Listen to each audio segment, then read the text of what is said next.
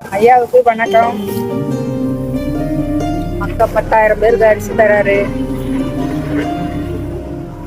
கை கால் இல்லாதவங்க ஊனமுற்றவங்களுக்கெல்லாம் ஐயா 100 பேர் கொடுத்தா கூட கால் வலிக்குன்னு சொல்லுவாங்க.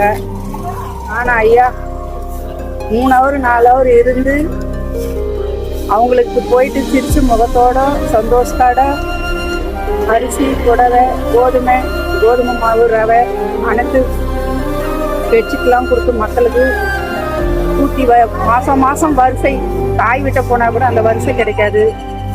ஆனால் அண்ணன் முகம் குலையாத மக்களுக்கு இவ்வளோ ஒரு சந்தோஷமாக கொடுக்குறாங்க.